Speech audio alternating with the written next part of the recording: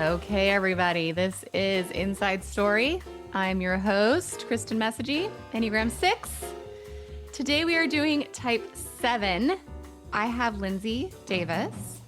Welcome. Thank you for being here. Thank you for having me. I'm so excited.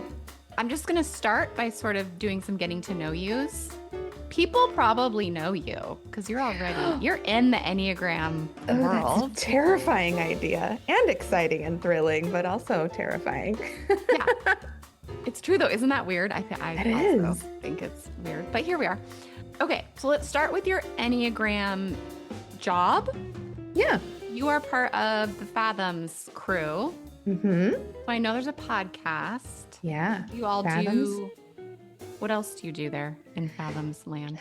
Well, we podcast, we do shenanigans, we do ridiculousness, we laugh a lot. That's fun.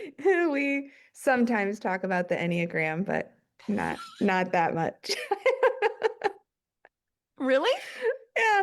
Well, we try. We try to talk about the Enneagram. Do you do like coaching or workshops or any of that type stuff too? Yeah. So individually we do coaching with, clients. And then we all have other jobs that we do besides Enneagram coaching and besides our podcast. And so aside from Fathoms, when it comes to Enneagram stuff, just being involved with the IEA podcast, I work with Awareness to Action occasionally. I've gone through their trainings, have been on their podcast as well. And just kind of being in the community, enjoy having those conversations, doing workshops, stuff like that. Okay. Yeah. So I want to know a little more about you, and then I want to dive into an Enneagram specific topic. So you're a mom, yeah? Yeah. I have 3 kids. How many? 3. A lot of kids. It's a lot. Yeah. I have 2. Now that they're older, I'm like, oh, I get it. I get it. I get how you could have more now that my kids are older. Oh, yeah. And mine are 14, 12, and 11. So it got real wild for a hot minute. When they were younger. Oh, yeah. Yeah. Oh, yeah. Mine are same. I have a 15 and 13. So, so you having them so close was so hard. And now I think it's the greatest thing. But it was a lot. Yeah. So adding another in those early years. Woo! Okay. So you are partnered? Recently unpartnered. Okay, so this is new for you to be unpartnered. Yeah. Do you want to talk about that a little bit? That's a big deal. That's not a small thing to go through. Yeah. Yeah, sure. I mean, I think that's part of what this podcast is, right? It's talking about your journey and how the Enneagram helps you on your journey. Yeah, so actually it was a wild year for me. 2025 was really intense because I was going through a divorce, and then I was also rediscovering myself as a 7, realizing I'd been mistyped. And so that's newish. Yeah, it was kind of all happening at the same time, like a year ago. Okay. So last January, 2025, divorce process kind of started. And then, through my friends that do really good Enneagram work, we just were like, yeah, this 2 isn't fitting. There's just too many things that don't fit. And, okay, so let's catch people up. So you thought you were a 2 for a long time? About 10 years. Okay. I really am thankful for your talking about this because I think people get weird inside themselves when they have this kind of experience. And I'm like, can we just not worry about it? Yeah, like let's get rid of this idea that you're gonna like understand and know yourself really well right away. And oh my gosh. And like that's too much pressure. It doesn't make sense. Don't buy the mug. Don't buy the t-shirt. Don't over-identify with the number because it's going to make it that much harder when you're like, oh, I was seeing myself 4 inches deep. And now because I've been doing this and I've been building capacity, I can see myself 8 inches deep. And there's a lot there that I was calling this, but now I can see more clearly what the motivation was and what I was trying to get away from or what I was trying to work through. And at the time, in the context, because I don't think we can really separate the typing process from our context, right? How It could just, we? How right, could we? right. Yes. I mean, I People was think they're typist. seeing themselves objectively. Mhm. That's literally impossible. It's impossible. We can't do it. I mean, it literally doesn't make sense that we could see ourselves from inside ourselves without a lot of work. So, Yeah. what did your friends say to you? What were they seeing? What was that like? Well, it was really a lovely and loving experience because the way that they handled it was we've been sitting with this for about a year and a half, and we've been having conversations with you behind your back. But we kind of treat it as like collecting data and then sitting with the data and then Ooh. trying to falsify the data Yeah. and see if you press against that piece of information, you know, does it crumble or does it hold up? And they went through that process for a long time before they said anything to me. Wow. And I thought that was really wise of them because I think sometimes in this field we can just jump on those things way too fast and not let the patterns emerge. And it takes Yeah. time for the patterns to emerge. Well, and their own humility in Yeah. we could be wrong. Hmm. That's what we think we're seeing. We Hmm. know it will, they probably thought, I'm guessing, I don't know, will really impact you. Yeah. So the care around that Hmm. just sorely lacking in a Yeah. lot of Enneagram spaces. Hmm. That's really special. Okay. Well, and my friend, my dear, dear friend Lee Fields, she had said to me, you know, I tried to broach the subject with you. Um, have you looked at seven? And you said to me, uh, I am not resourced for an existential crisis at this time. I was like, I actually don't remember saying that, and I don't remember this conversation at all. And she was like, and that is data I'm putting in the seven bucket. Wow. You don't even remember this, but you told me I can't go there right now.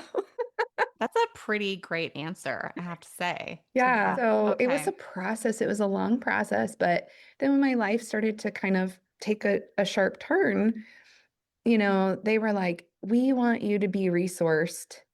Um, and we, you know, we're all in this field because we believe that this tool is excellent for resourcing people as they go through their daily lives. And so if you're looking at your life in a really, really pivotal moment through the lens of two, Hmm. you might make wrong assumptions, right? You might see Wow. things not as they really are for yourself.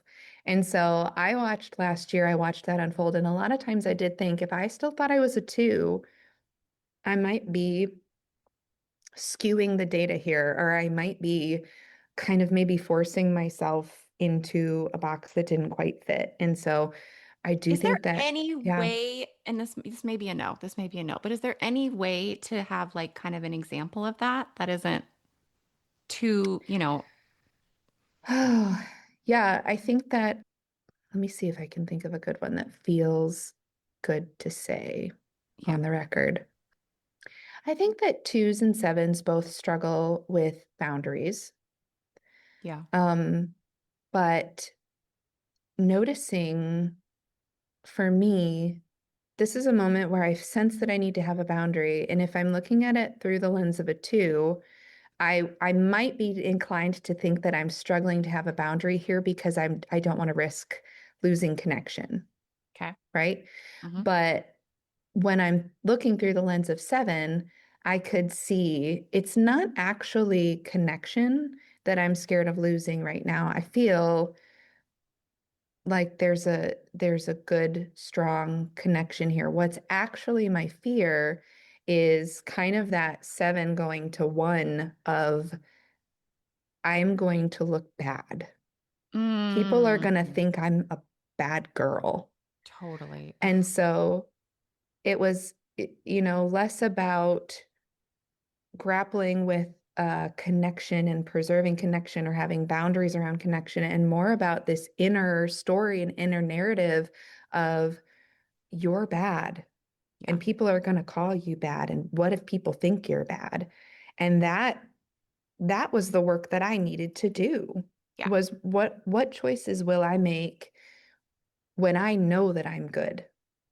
I was gonna ask, because is some of that too a projection of, will I think I'm bad? Mm-hmm.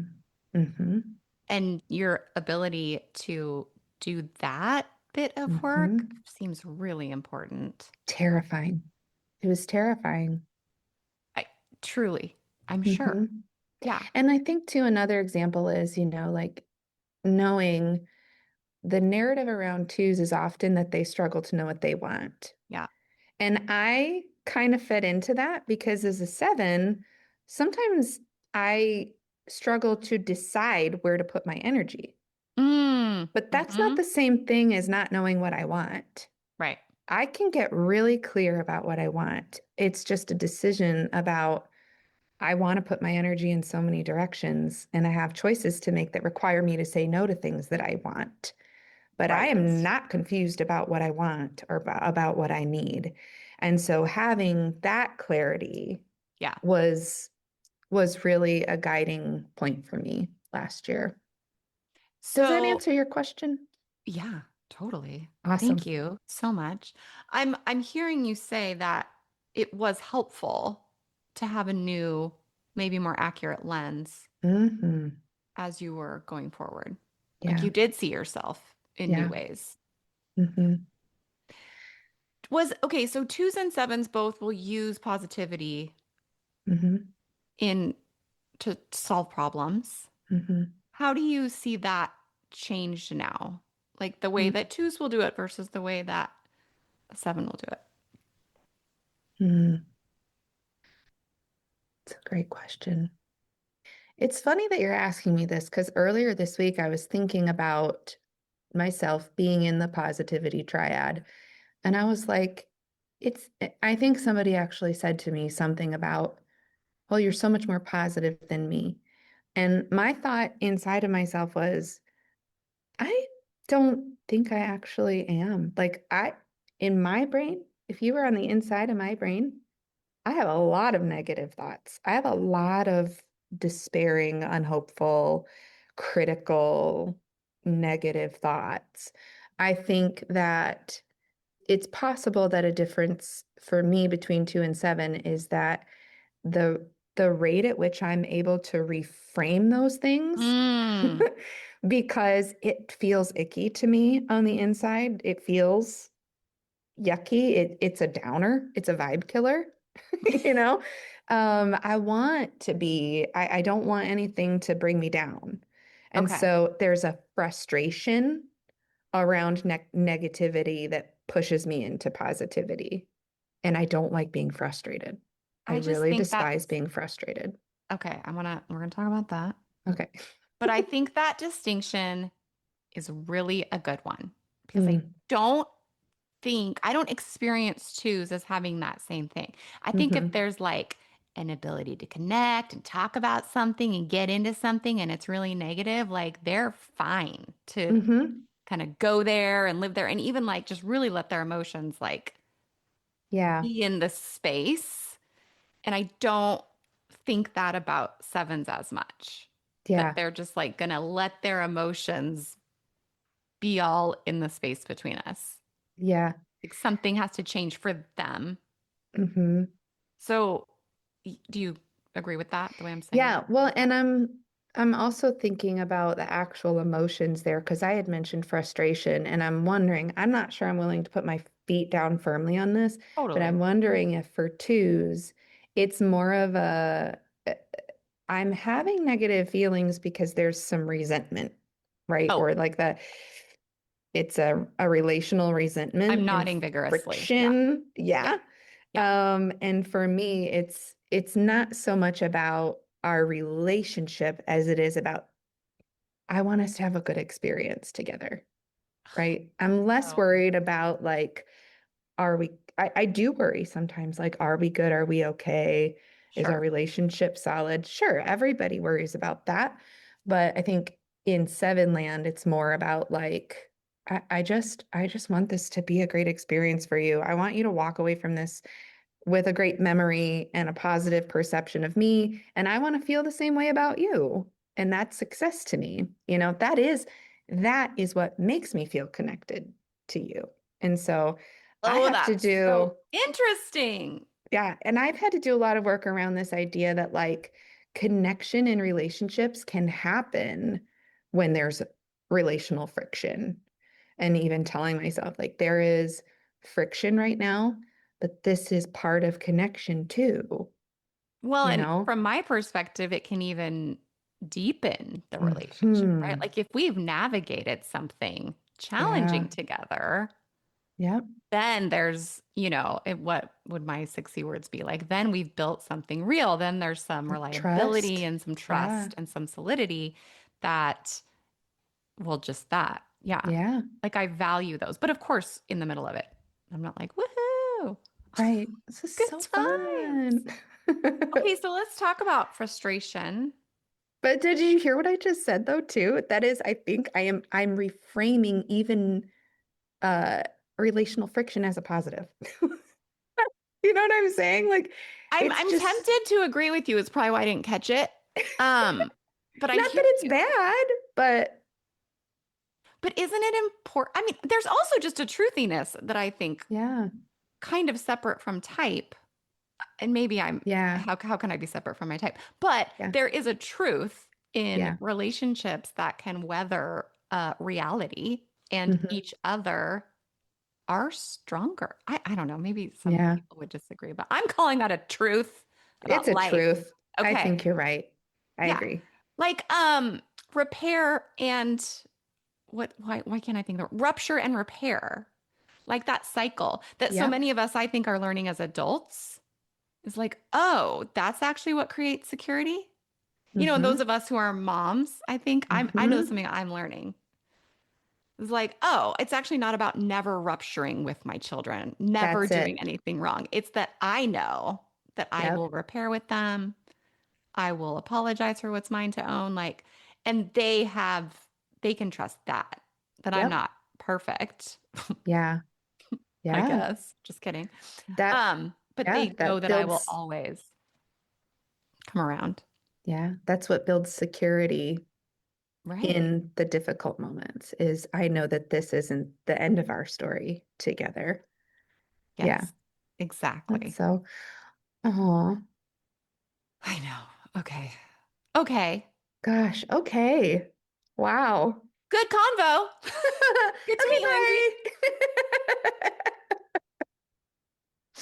Okay. Okay. bye. So let's talk about frustration in this kind of frame. Here's how I want to frame it. Fives, I hear, they are comfortable inside, right? So they trust Mm, what's inside, and what's outside is what gives them causes fear, we'll say. Talking about the fear triad here. okay. Sevens, the inside part's a little more sketch, and the outside is what is interesting and is probably going to solve all the problems. Hmm. And then, of course, your sixes can't really trust either one. It's wonderful. But so I'm imagining when you talk about not liking to be frustrated or any number of challenging emotions, Hmm. what's it like to experience them, have them, and sort of not want to do that? Or how would you say it? Hmm. Can you clarify what you mean by do that? I don't want to do what? Yeah. Do frustration, do Oh, yeah. sadness, do grief, Yeah, I any don't of want to do them. that. Oh, that. No, no thanks. So, for me, I've really come to learn that fascination is a key part of me being a seven. And Hmm. so I have noticed that my pattern with my emotions, even my negative ones, is, huh, oh, where is that coming from? What is causing that? Can I do anything about it? What's the path forward? It's like almost like I become fascinated with the actual process itself. So I think some people might say it's an intellectualization of my emotional world, but I do find, I think one of the really, really huge missteps we take in the Enneagram world is to think that sevens are not emotional or that they're not in touch with their emotions. I could cry every day, Mm, honestly, and sometimes actually really like crying. It's very important and a, a, a feeling of release for me, for my nervous mm, system that I really, really need and want. Flip side, I have a friend who's an Enneagram too, who's like, oh, I hate crying. I just can't stand crying. So I think just be on the lookout, listener, for things like that. I think those things are just too, they're not reliable enough data points for us to not type even a people little like, bit. I right? totally agree So, with you. Yeah. so yeah, a lot of people were surprised when I started saying I was a seven because literally they would say, but you're so emotional, but you're not selfish. It's like, what? So, but yeah, I do see that I could be crying, but I'm also being highly intellectual and fascinated about the process of what is making me cry. And so that's kind of how it feels for me. But it also gives me a sense of control, right? I'm really prone to like, Mm. I want a formula about this because that way, if it's something I don't like, I can avoid it. But if it's something I do like, I can reproduce it. Okay. So let's figure out what's happening here, and then I can have more control over this emotional process. And Um, then maybe quickly, like say in the case of crying, mhm, really connecting to the relief and the mhm, release that it is. So maybe in as it's coming and it's like, oh, here we go. But I know mhm, it's going to be great afterwards. mhm, So may as well just get there mhm, because that part is actually pretty nice and regulated. mhm. And yeah, okay. Yeah, That's and so is I that don't kind want of to what you mean? say, Like as you're doing it, even you're like, well, mhm. do. Reframing, reframing, reframing. This is good because this is actually okay because, you know. So I think that reframing is a seven superpower. Yeah. And when you need to use it, you use it, and it can really get you through. And part of my work is, I was just saying to a friend earlier this week, I was like, I'm having a great day. And I don't understand why I'm having such a great day. Like, I've actually had some really challenging experiences the last couple days, but I feel great today. And so now I'm trying to figure out, why do I feel so great today? Instead of just being like, it's a good day. I feel good today. I shifted into, trying to find the formula or making meaning of it. Here is what this means. And I had So this, that it can be reproduced. yes, yes. And I had this thought. I was like, I don't need to make meaning of this. I can just enjoy that I'm having a great day, that I'm feeling good today in my body, that I'm having, you know, a sort of everything's rolling off my back kind of attitude. I'm not frustrated about anything. And then the follow-up to that was like, oh, what if I could do this on the hard days too, where I just didn't make too much meaning of it and I didn't overthink it so that I could avoid it in the future. I just went, today my body is doing this. And yeah, that's frustrating, but I'm not going to make a bunch of meaning of it. This doesn't mean I did something wrong. This doesn't mean I could have prevented this. This is what it is, and it sucks, Okay, but it so what's is. the downside of what you're saying? Because literally everything Mm, you're saying, I'm like, yeah, like I feel yeah, like you were in the moment, you were in the present, and then you yeah. were kind of mining for could I be in the present on a Mm-hmm. harder day? Yeah, And yeah, that would feel better because it would. yeah. So I, I'm having a hard time finding the downside of this strategy you're describing. Yeah, I don't know that there is. I think maybe in Maybe, this example, it could just be healthy. yeah. And so maybe is there an example of a time when you kind of knew the reframing wasn't as Hmm. good? Or maybe, yeah. I don't know that I can think of it. Maybe an example will come to me as I kind of flesh this out. Also, I love the questions you're asking. Oh, This is good. really fun. Um, I can explain to you how it feels Okay. different. I love that. Um, when I was noticing that, what I just said, there's an inner calm, there's an inner acceptance, there's an inner, it's sort of like your hands opening up, to like, I'm gonna not try to control this so much, right? Yes. Um, versus let's complexify it, okay? Because let me look at a day when I actually feel good, when I'm feeling positive, mood is heightened, my body feels good, lack of frustration, but there's an inner franticness. Is franticness a word? I don't know. I'm Yeah, not we're going to going word with it. it. I Okay, like okay. it. There's an inner agitation, a grasping, Hmm. like I am scared if this goes away. Yep. Yep. Does that make sense? That So I 1 think million that's percent like makes sense. that's like the underbelly of positivity, right? Or a good day, a good experience is when I'm holding on to it so tightly because I'm terrified of tomorrow. I think what you're revealing here is the underlying, let's just call it anxiety or fear of seven. And I think Yeah. that's what's hard for people to understand or to find.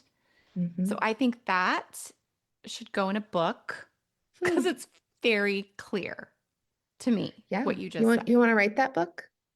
Sure, let's do Okay. it. Let's do it. Because I have a follow-up question too. Okay. Your somatic awareness, like your awareness of your body, have you worked for that? So much. Okay, because the way you're talking, I'm like, this is a person who's done some work. So Like much. sevens in their lack of awareness or unhealth, they're not going to be talking in terms of like the clenching and the Hmm. agitation and the unease. They're just going to be being. So you're Hmm. adding a lot of depth for us here by Yeah. adding in the somatic pieces, which personal opinion is work everyone needs to be doing. Absolutely. Like, Absolutely. hello, your Yeah. type is the whole deal. And Yep. anyway, so kudos and Who, thank you for sharing those pieces. It's really helpful. yeah, I want to ask who you like. Is there anybody you like for helping facilitate that work for you personally? Yes, me. Tell you. This is Say my more. Say work. more. Uh, This is an ad my brain's spot. melting right now. I'm like, I don't even know.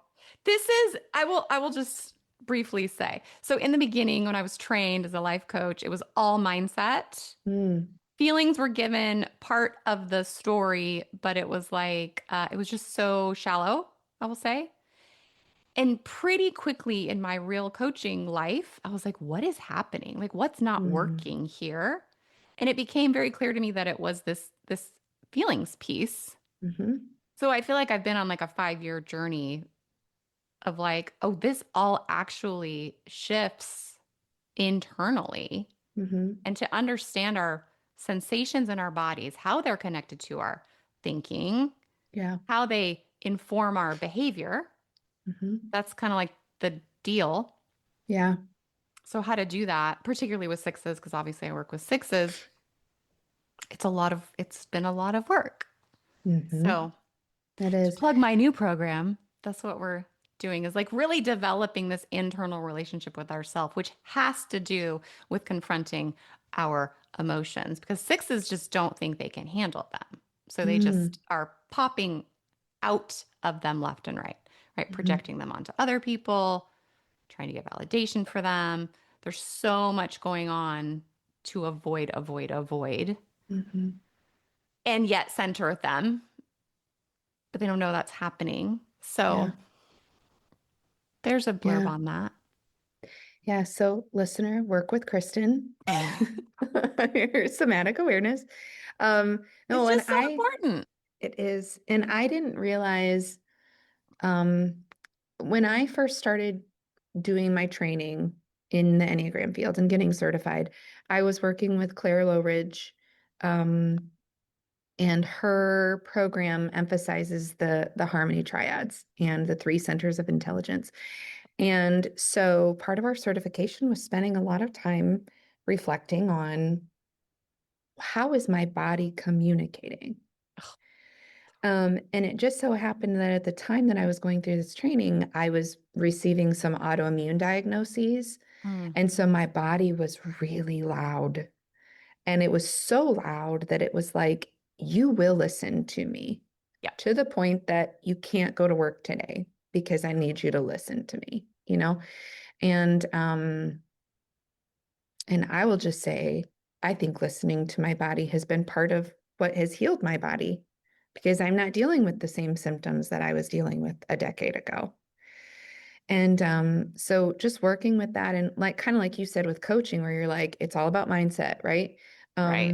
Um, I was going through this Enneagram certification and realizing you cannot separate emotions from thoughts, from physical sensations. You have to And learn from these behaviors. languages and Yeah. behaviors. Yes. Yes. I love what you're saying about them being different languages. Mm-hmm. Like the body will speak. Mm-hmm. Yeah. There's nothing we can do about that. As much as I think we're all real bummed out about that, Mm-hmm. especially in our like, Western thinky thinkers, Mm-hmm. obsessed with how we think about things. And then hello, head triad. Mm-hmm. Ugh, but Yeah. we can't get away from our bodies. And thank goodness, really. Mm-hmm. Because they just talk truth. Mm-hmm. They're not confused Yeah. because they don't know how to, they just speak. So yeah, Yeah. learning how to pay attention to that in a way that's loving and kind. Mm-hmm. Because how often do our bodies are speaking and then we're scared of it. We're mad about it. We're, on and on and on. So Frustrated. frustrated. So frustrated. Exactly. Exactly. Yeah. My So to body call is it saying care. no. My body is saying no to this thing that I really want to do and this thing I was really excited about. And I've been planning it and I've been fantasizing about how fun it was going to be. And now my plans are falling apart. And it's because my body can't match my seven energy, you know? So I don't know, I'm having a thought right now. I don't know if I've ever heard anybody say this before, but it's like, your body is not a type 7. Like your body is not a type 6. Um, This is this blowing my is mind. Keep I don't talking. I okay, I'll keep talking. I don't know what's gonna come out right now because I'm just having this thought right now, but I'm thinking of all the times that in my seven-ishness, I was like, I can do that. I have enough energy for that. Yeah, of course. Yes, yes, yes, yes, yes. And then my body is going, no, you can't. Oh, No, you can't. You don't have the energy. Please listen to me. You know, I that type do. structure is so, uh, it's after something that my body is not after the same thing, right? Yeah. Um, and No, because our so, type yeah, structure is after, let's put words to it. We yeah, are going let's to do write it. it. We're writing the book We're as writing we're the book right talking. now. Yeah. Yeah. Okay. So type structure is after it's a false thing. Mhm. Whatever our type is, we're chasing something that isn't real. This is what the Enneagram teaches us. Yeah. That we're running away from something that is real, that we need to go turn toward. Ooh, You're right. yeah. But we're doing that and we're all just getting it wrong. We're all just running in the wrong direction, chasing Mm, something that isn't real, that we can't ever mm-hmm. satisfy really. Mm-hmm. And but you're so right. But our body is just it's a body Mm-hmm. and it's its whole own organism. Mm-hmm. And it's not playing the same game. It's Mm-hmm. letting us know, Mm-hmm.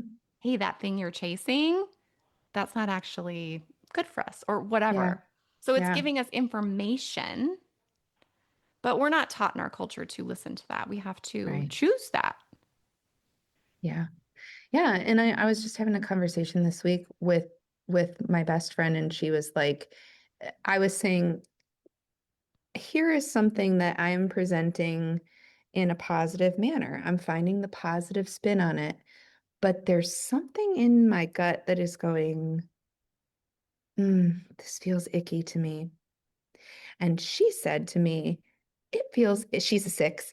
And she said, I've been sitting with this and it feels icky to me too. And every time you bring it up, I just go, oh, I don't think that the story you're telling about that is the whole story. And so we kind of started contemplating that. And she was just like, it was almost like you needed someone else to give you permission to agree with what your body is trying to tell you, right? gosh. Like this is something about this isn't okay with me, but it's so uncomfortable for me to face that. I would rather just be like, oh, isn't this a beautiful little package idea that I have here? And Okay, when you say it's so uncomfortable for me to face that, can mhm. you describe that discomfort? Like, what's Yeah. that like? Well, for me to face what my body is actually telling me requires a boundary. I need to have a boundary with someone that I love, that I don't want to do that. I want to just assume that this is coming from a place of care and love and them desiring connection with me, but it feels like there's some manipulation happening. And I don't want to think about them that way. And I also don't want to put energy toward having a boundary because it's going to get uncomfortable. And Yep. then we're not going to be having a fun, memorable, exciting experience in our relationship. The way we're connecting is going to be uncomfortable and awkward. And she's probably going to be mad at me. And we'll Yep. probably have an argument.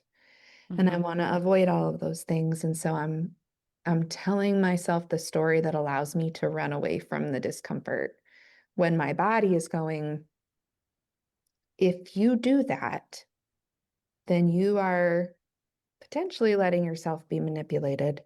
And then you're betraying yourself because you have a value around, I don't let people manipulate me. That's a value that I hold. Yep. So if I follow this 7-ish pattern, then I'm betraying myself. I, Does that make sense? yes, it makes so much sense. I And I don't remember just, where I was going with that, but we're not going anywhere. That's okay. what's great about this podcast. We do what we want. Oh, My great. I love favorite. it. I'm on But board.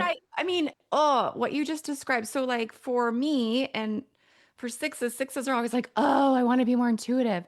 And I'm like, you don't though, because your intuition, your intuition is going to tell you stuff Mm, that most likely is going to require facing your fear, doing things you don't want to do, uh, mhm, exposing a potential for someone to be mad at them, which for sixes is a big deal. So I want to mhm. kind of check in with you about that because you said that, but it didn't sound like the worst thing that could possibly happen, which for sixes, it's like there's so, oh, it just makes me so feel so tender. There's so much energy expended toward trying to avoid that. Someone Mm, being mad at me because mm, then I'm going to be in trouble, right? It's a very mm, sexy thing. So, what's that someone will be maybe mad at me for you? I imagine it's a little lighter than all of that, yeah. but Well, you still don't love it. yeah, someone will be mad at me. I've been saying it this way. When I am worried about someone being mad at me, if I can picture what it feels like on the inside of me, it's like little girl Lindsey Yeah. is scared, right? It almost like that fear throws me back in time to behaviors I know I've outgrown, but I haven't because I've carried this fear forward with me all these years. And so the way I've been saying it to myself lately is I don't need to be a good girl. I'm not interested in being a good girl anymore. I'm interested in being a good woman. And that has a completely different list It like hits of my criteria. soul. Like, yes, I also want to be a good woman. Yes. Yes. I don't want to be nice anymore. Hmm. I want to be very kind to I want other to be people. kind. Yep. Yes. I want to be deep. Hmm. I want to hold things really well. Hmm. That often means way different things than when it's my little girl self. Yeah. There's a lot And less overworking yeah. when And I'm, being a good girl means, sorry, did I interrupt you? nope, go. Being a good girl looks like um, I have to do whatever you want me to do so you're not mad at me. Exactly. It means I don't even know what my values are. I haven't built the ego strength needed to articulate my values and stick Yep. to them in spite of what other people are doing. Little girl, good girl means whatever your values are, I adjust to fit Yep. them so that you're not mad at me. But being a good woman means I have ego strength. I have thought about my values. I do know what matters to me. And if you're mad at me, that's okay because I'm living in my integrity and I'm living according to my values. And that is what it means to me to be a good woman. And you can I, be mad at me. It yeah, also means being a good woman also means I give you the right. I'm not controlling your emotions. I'm not manipulating your emotions.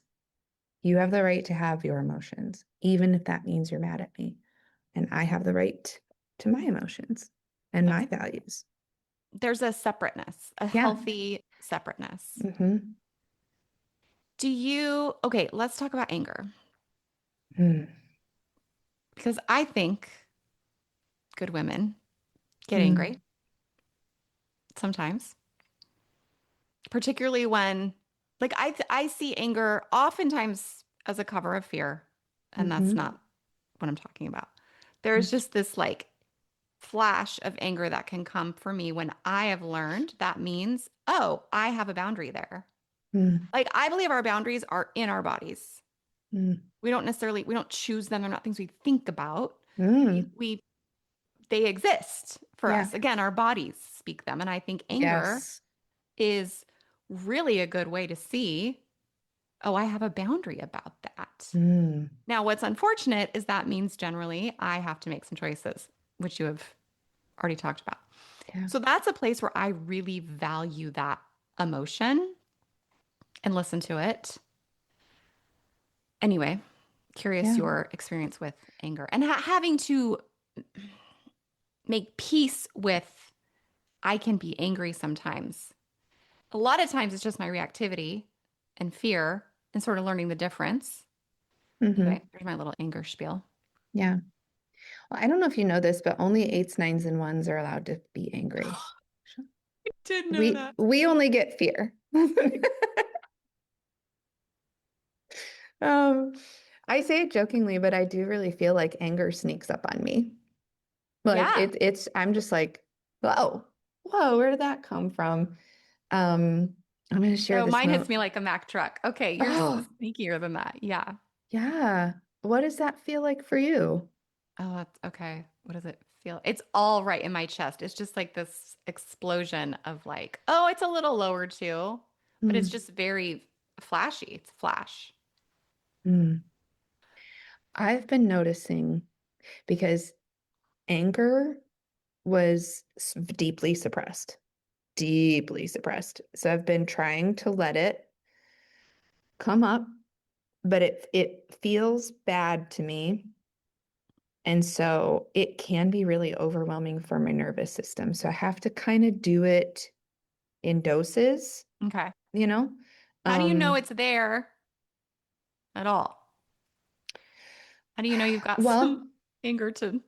usually it happens like I said, where it sneaks up on me and it sort of explodes out of me. Like my mom was helping me with something, and not to get into the details of it, it was pretty private, vulnerable moment. But my mom was with me, my dad was with me, and she just in a moment like showed me something, and I had a really strong response to it. And my coat or something in my hands. And I just let out this frustrated grunt / yell. And I threw my coat down on the floor. And then I burst into tears. So that moment was made possible because I was with safe people. That was good. Yep. Yep. Mhm. I was in my home. My Yep. parents were with me. But I was shocked and I was embarrassed. And I made myself not apologize because I knew I did Oh, not good need to job. apologize. Love But it. the apology was coming up. Like, I'm so sorry that I made this moment uncomfortable for all of us. I'm so sorry that I centered myself and my emotions when you were just trying to ask me about this item, you know? Um, I'm so sorry. I just made myself not be sorry for it, but I was surprised. And so it happens like that, or it comes disguised, like you said, as another emotion. Yeah, So yeah. I might be feeling a deep sadness, a deep grief. And then all of a sudden I go, I think I'm actually angry. Mm. I think this is coming as sadness that I can accept, Mm-hmm. but there's more here. I need to dig a little deeper. Yeah, I think I am actually angry and sad. So here's an emotion I think hides anger. I hesitate to call it an emotion, but we're going to go with it. Hmm. Shame. Mm, I think shame is a really good cover for anger. And a lot of people, we could probably Enneagram it to some degree, but will very quickly, their inner critic will come in and just start telling them such mean stories about themselves because that feels safer than letting whatever anger is there mm, come out. that is interesting. Yeah, I find there are sixes who are very in touch with their anger. You know, you're more quote counterphobic or whatever because they're more just really willing to like push and fight Yeah. and while that behavior can be really annoying, there's it's just different because there's not as much repressed anger.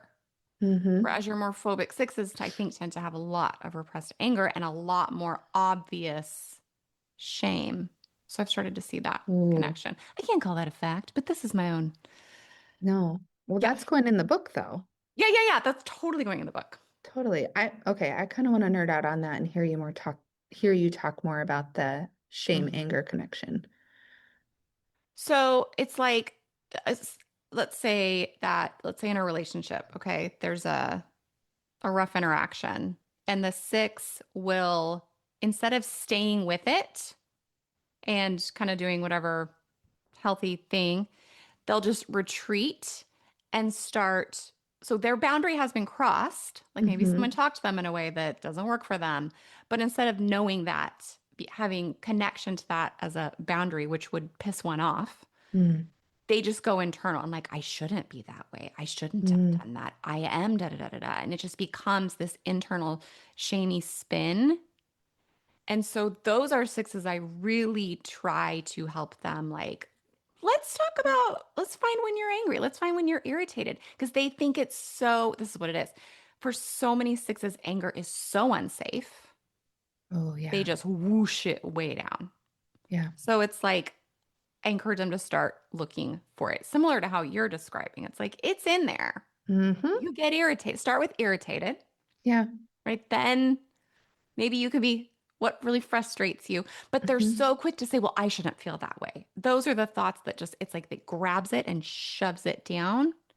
Yeah. So it's like, you got to feel that way. Yeah. But that can just take a lot of work. And it's facing their fear to even acknowledge they have that emotion. And that's not all sixes, but a lot of them. Yeah. This is fascinating. Okay, I have a question. Are you saying that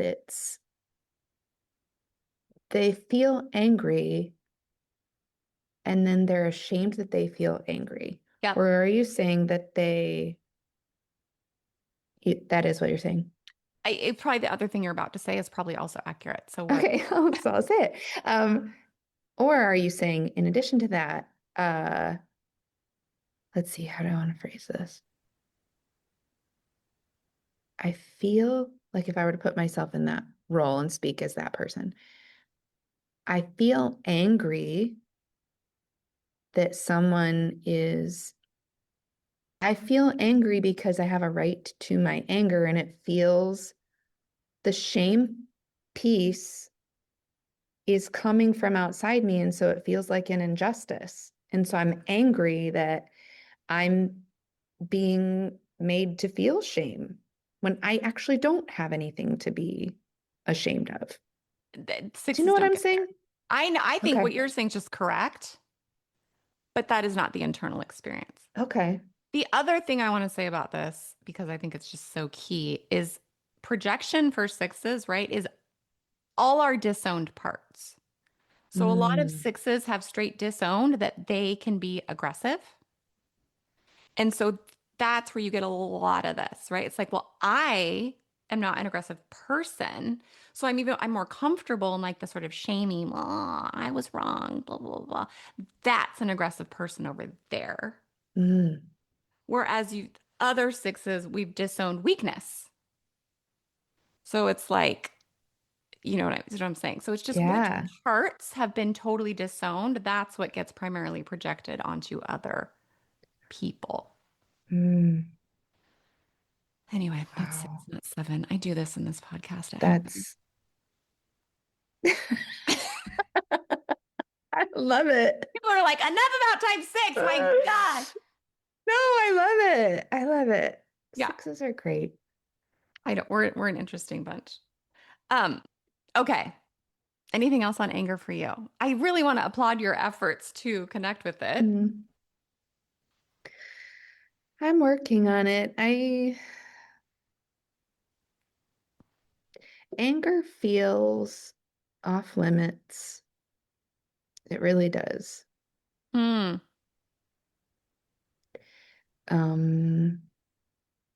think and as part of that girl training. Yeah.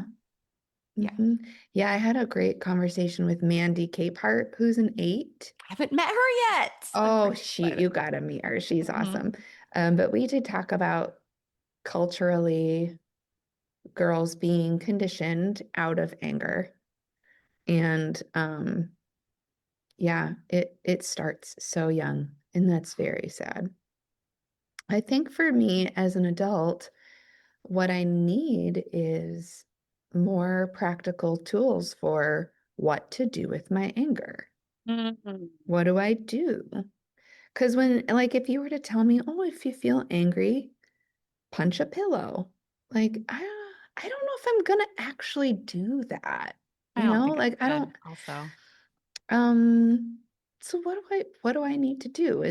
Can it be as simple as I feel angry and I need to go for a walk, or I need to have a fake conversation where I say all the cusses in the mirror, or I get in the shower and I pretend where we all have our fake conversations in the shower, and I let myself really just rip that person a new one, like, I don't know what the path is for me yet. Yeah. For actually dealing with it. And I think that is why it feels off limits, because it's like, what if you're just so out of control and you just discover yourself to be this horrible human when you're angry, just absolutely out of control. Which, I mean, that's a powerful story right there, to just keep it under wraps.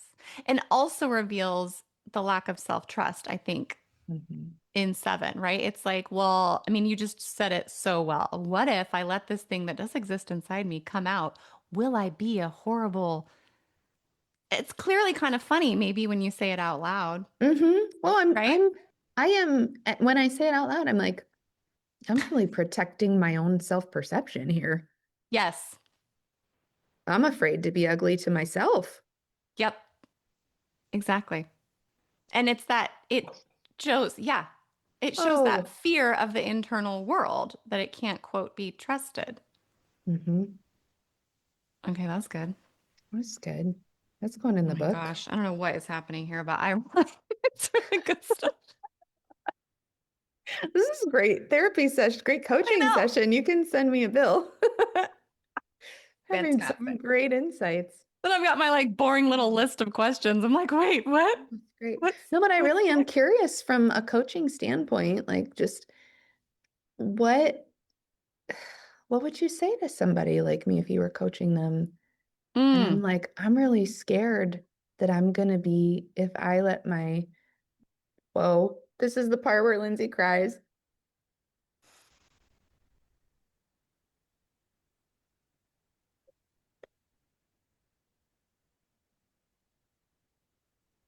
What if I can't, what if I let a true emotion emerge that mm, challenges my self-perception to the point that I don't I don't maybe recognize myself and I don't know how to be with myself and then I feel alone.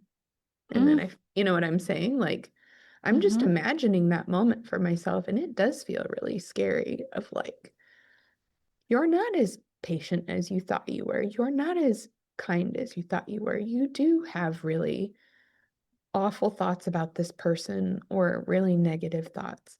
Um, mm. I don't want to be, I don't A want more anybody whole to, human. oh, well, I do want that. It's interesting, right? Because we think we do, hmm but then it's like, oh, but whole humans do all the things you just described. And maybe I've just judged so much of that in other people. Maybe there's something I need to do there about, you know, Do you know what you said a while ago that I think answered an earlier question? tell me. When you were talking about talking with your friend, hmm and she said, this thing you've been talking about doesn't feel good to me either. mm And you said, yeah, I think the story I've been telling hasn't been the whole story. And I wrote down the whole story because I mm think there's something of a crux here, Yeah. right? Sevens want to tell part of the story.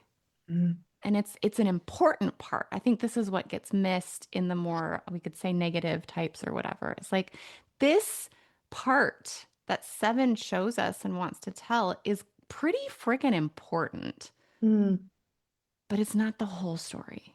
Yeah. So your expansion, let's call it, right, into a whole woman requires you to tell more of the story about yourself.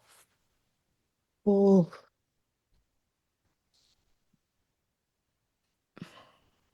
yeah. And you're building capacity for that. Ah. And then this is something brand new to my coaching practice. Literally, we're talking a week out here, okay? Oh, And it yay. just came out like one of I these love shiny emergent new things. things. Okay.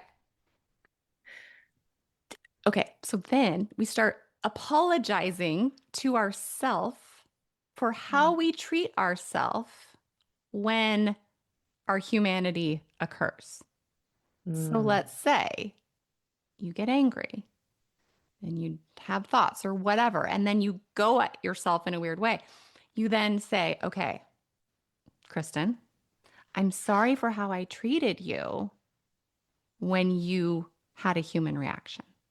So this Mm. morning I had a thing with my son and I like snapped at him. And then, of course, I was like, oh my gosh, Kristin, how could you snap at him? You know, ugh.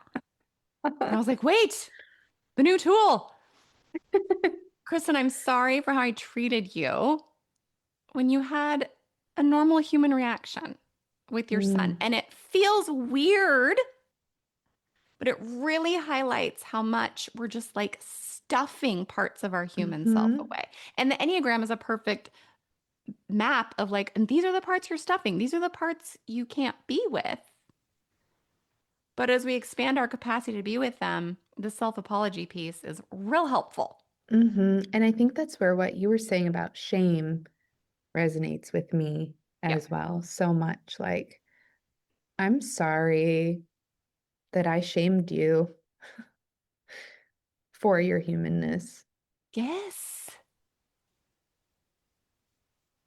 Yeah. And then you build that self trust, right? You build a secure relationship with yourself. It's like, Mm. well, this part of me might come up and I'll still be here. I'll still be with you. I won't shame you or lambast you. We will, but then we can come back around, right? So that rupture repair cycle. Rupture and repair. Yeah. Yeah. Yeah. With an ourselves. Mm-hmm. Wow. That's gold. Yeah. That's gold right there. I really like it. At the end of my group call yesterday, we all had to say something we did that day that was annoying. Like first we had to admit that we ourselves had done something annoying. Because we're like, not me. It's just everybody tell else. us what yours was. Oh gosh. No, I'm kidding. It gets to stay in the Yeah. group. But then apologize to ourselves for how we treated ourselves for being a human being. And it was like our brains were all like, wait, what? I apologize. Someone was like, I apologize for being annoying. I'm like, nope, that's not the apology. The apology, it's right how I treated myself when I was being a human. Yeah. And humans are annoying. I don't know if you've noticed. Oh, yeah. I have noticed. Yes. So annoying. Okay, this brings me to a very specific random 70 question that I have. So I notice a lot of people who are sevens online post a lot about politics.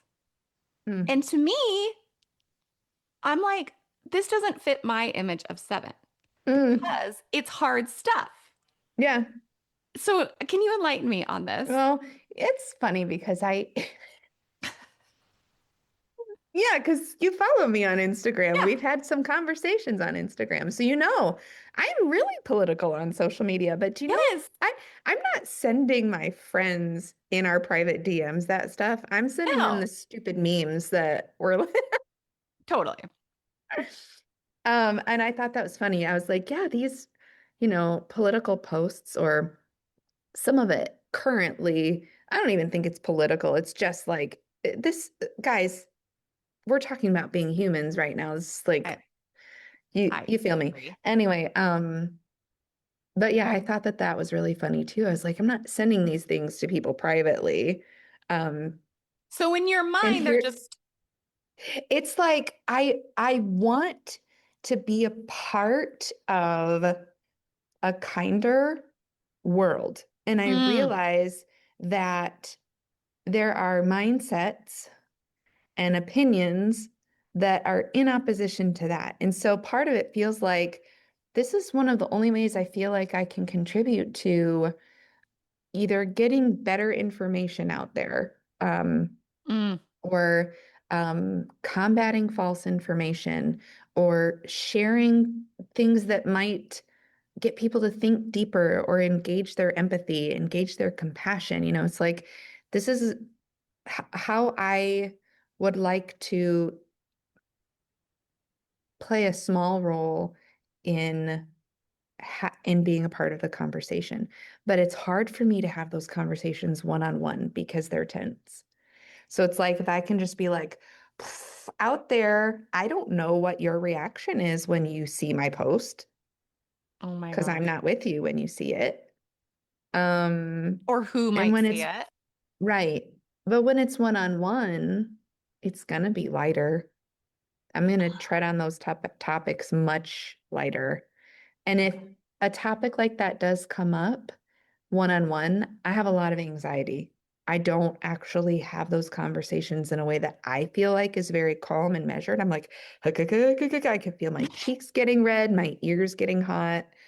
It's very anxiety producing when it's like, because that's not going to be a fun experience necessarily for all parties. Yeah, there's going to be some friction. There's going to maybe be some negative feelings. You're going to see something in me that you don't like. I might see something in you that I don't like. So let's just not. But I have all that in the posting. That's what's so interesting about what you're describing. Yeah, it is interesting. I'll treat the whole posting as what you just described, as like the one-on-one. Ah, that's so interesting. I love how you framed it, because it had you inside yourself saying, this is how I want to, this is something I can do. I'm going to, right? It had all that sturdiness. I'm like, I don't. And then and then I have people say, I don't follow you for politics. And then I find myself and I'm like, well, Mm-hmm. but I way overthink it. Hmm. Shocker. Does it Shocker. bother you when people say stuff like that to you? No, it bothers me when I think about this is what's so interesting about it bothers me when I think about people saying stuff. Oh, But then when they actually do, I pretty much have no issue with it. I'm like, well, that's your deal. I'm here, I'm a person. yeah. I rarely do it, but I'm like, well, what's the point? And blah, blah, blah. I just really liked your thoughts about it and I'm going to steal them all because it Yeah. makes it much Okay. more. Yeah. And then I also had In someone the this last book. weekend, exactly, in the book. I had someone this last weekend say that me doing it was empowering them to do it. And that blew my mind, Mm. which my husband thought was hilarious. He's like, I said, that would never have occurred to me. And he goes, because you don't think you're an influencer. And I was like, bleh, not at all. Like, it would never occur to me. But Yeah. it's so obvious when I actually think about it. Yeah. Well, But I in can't take up that space in my mind. both of those responses are signaling you're an influencer. It's like, I'm coming to you to be influenced about the Enneagram, not this other stuff, because you're an Right. influencer. And this other person is like, I'm being influenced by more than just Enneagram stuff. Yeah, I like can't find that I can't it's horrible. I just ignore all of that when it comes to having an online business. Oh, Which is a separate topic. Okay. How are you feeling? Are you tired? I feel like we could do this for like 6 I hours. do. I do feel a little fatigued. Oh my gosh, that's nice of you to ask me that. Yeah, I mean, we've been here for a while. We probably could, Do you know, can I be totally honest what I'm feeling? please. I'm feeling worried that I won't be able to keep up the energy of this conversation and it's going to end on a like, because Oh, it's been so good so far. I'm like, oh my gosh, what if I can't keep up because I'm getting tired and then the end is bad? what- Isn't it silly? I'm just being vulnerable about what's no, actually happening right now. So that's the point. I mean, that's like the best thing you could have said because it's very 70. Like, it's there we very go. 70. Just keep the plane going higher, higher, Oh, that's so interesting. I love it. Okay, let's do it. Let's have one final question. Okay. I'm not going to find it on my stupid page of notes. Okay, do you do you identify with the whole aggressive, assertive triad stuff? Does that feel Hmm. like, yeah, that's Can me? you clarify your question a little more? Yeah. So threes, sevens, and eights are grouped together often as being part of the aggressive stance or the assertive stance. Hmm. Does that resonate with you? Yeah. Okay. Can you describe that in a very exciting way so we can end this on a high note, Lindsey? Okay. Yes. Well, here's what it's like, Kristin. Um, I have been told that can be overwhelming. Okay. I have, I think because, and I use awareness to action language to talk about my subtypes. So I identify as a navigating seven, which Hmm. means I just feel like I'm a little more attuned to people in social situations. That's a social in other. Yeah. Yeah. And Right? so I think so. well, it's not a direct one-to-one Okay. correlation, but they do have overlap. Okay. Um, I do identify with a lot of stuff for social seven, but I identify with a lot of stuff for sexual seven too. So it's kind of like I feel like navigating like lets me I do clarify like it the it. best way. I like anything Um, that has movement to it. yeah. Like I like those words a lot better. So Mm, I'm with you. yeah. Uh, so I'm attuned to when I am overwhelming people, and I can kind of see it in sometimes it's just like I need more space from you. It's very subtle. Sometimes it's their eyes can kind of glaze over and I'm like, okay, I'm doing the thing. I'm doing the thing. I'm being overwhelming. Um, Okay, I have this 1,000,000% also, by the way. Yeah. I wonder if that is just that navigating instinct. Mm. Yeah. Maybe you're a navigating. Do you identify as like Oh, yeah. social 6 or what? Okay. Yeah. Mm-hmm. Um, and I think that I can be very aggressive and assertive when it's like, I've got my mind fixed on this thing. I know that I want it or need it. And I am going to be strategic socially because I don't want to risk my place in the group, Mm-hmm. and I don't want to risk upsetting people. Mm-hmm. I might have to adjust my timeline, but I do feel like my mom used to talk about me as a little girl. She would say, when you just got your mindset on something, it was like that was all we were going to talk about until it happened. And then you were going to find the next thing. And then that was going to be all we talked about until it happened. And I can see, that pattern Oh, that sounds like my daughter. That's playing so out. interesting. Yeah. So when you say you get your mindset on a thing, so it's some kind of outcome. Mm-hmm. It could be a thing, an experience, Yeah. just whatever. Yeah. Okay, I'll take some trivial examples. Yeah. Realized I made a scheduling error tomorrow with a haircut, and I'm desperate for a haircut. I'm like, I just really need a haircut. I will be so much happier on a daily basis if in the morning I am not having to deal with what is happening on my head right now. So this needs to happen for my to secure my future happiness. I need to get a haircut this Saturday. What do I need to do to make this happen? And so I'm going back and forth with my stylist, who happens to be my brother's girlfriend.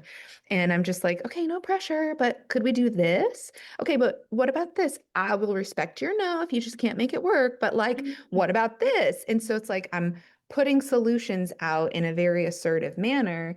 And I'm going to struggle if you say no. I'm going to have to adjust to that. But like, I also don't want you to feel like maybe I resonate more with assertive than aggressive. That's what I'm hearing. Yeah. Because I really want the thing, but I don't want to bulldoze you. I don't want you But to I really feel, want it. I mean, but that's I the part that really I'm really want it. hearing.